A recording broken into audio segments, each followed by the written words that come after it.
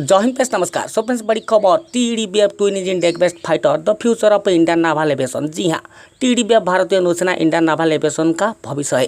ध्यान रखें, आधुनिक समय के नौसैनिक युद्ध में विमान वाहक जनित संचालन पर श्रेष्ठता स्थापित करने में एक प्रमुख भूमिका निभाते हैं और हमारे स्वदेशी 4.5 जनरेशन के TDBF विमान का उद्देश्य वाहक जनित संचालन से कैरियर बर्न ऑपरेशन से शक्तिशाली समुद्रों में हवाई प्रभुत्व स्थापन करना और इंडियन नावी के लिए निकट भविष्य में समग्र नौसैनिक नाभाल सुपरियोरिटी में योगदान करना है। जी हाँ, ध्यान रखें, कैरियर बर्न नाभाल एविएशन की मूल बातें जो विशेष रूप से फिक्सेड विंग एयरक्राफ्ट के लिए प्रारंभिक विमान की तुलना में डेक बेस्ड एविएशन अधिक चुनौतीपूर्ण है, क्योंकि विमान को केवल 100 से 300 मीटर की दूरी से उतरना उड़ान भरनी होती है और इसी तरह आर्रेस्टिंग वायर्स का तारों का उपयोग करके लगभग 100 मीटर की दूरी के भीतर उतरना पड़ता है।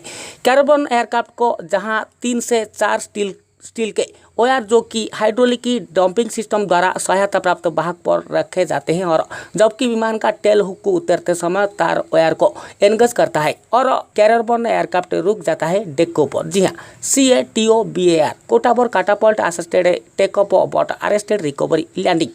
एयरक्राफ्ट कैरियर के मामले में टेक ऑफ के लिए कैटापल्ट सिस्टम्स का उपयोग किया जाता है और इंडियन नावी के मामले में विमान वाहक अर्थात INS Vikrant and INS Vikramaditya STOBAR short take off but arrested recovery प्रकार के हैं, जहां स्की जंप टेक ऑफ में सहायता के लिए लगभग 14 डिग्री एंगल का हाई प्लेटफॉर्म का उपयोग करके विमान को अपनी पावर के तहत लॉन्च किया जाता है। इसके लिए विमान का एयरक्राफ्ट कैरियर से टेक ऑफ करने के लिए एक high thrust to weight ratio TWR की सुविधा की आवश्यकता होती है।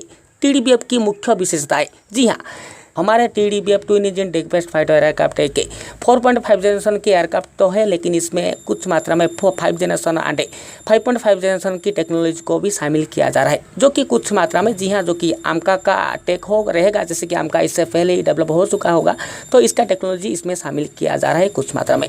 फर्स्ट फेज में इससे 90 किलोन्यूटन डायरेक्ट थ्रस्ट क्लास से 2 F414 जनरल इलेक्ट्रिक एविएशन अमेरिकी कंपनी इंजन से पावर दिया जाएगा।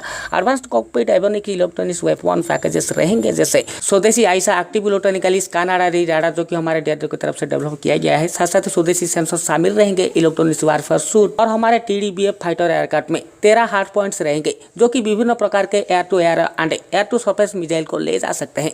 साथ साथ सबसे बड़ी बात यह है कि इसमें सेमी स्टील्ड एस्पेक्ट्स रहेंगे। जी हाँ, जिसका उपयोग frontal fuselage design, surface area, carbon fibre composite, radar observant material RAM coating, pilot के हेलमेट पर राडार रिफ्लेक्शन को कम करने के लिए कानोपी, चंदुआ पर indium tin oxide coating and इस आकार के एयर इंटेक जो राडार सिग्नेचर से इंजन की लाइन ऑफ सीट को रोकता है, और मिनिमल राडार डिफ्लेक्शन के लिए सॉफ्टवेयर ड्राइव्ड कनाड पोजीशन से TDBF के लिए लो ओवरऑल RCS हो सकता है, जिससे इसे शत्रु राडार के लिए कम पता लगाया जा सकता है। जी हाँ, मतलब कुछ मात्रा में ये एक स्टील्थ कैरियर बर्न एयरक्राफ्ट होगा। जी हाँ, बड़ी बात ये है।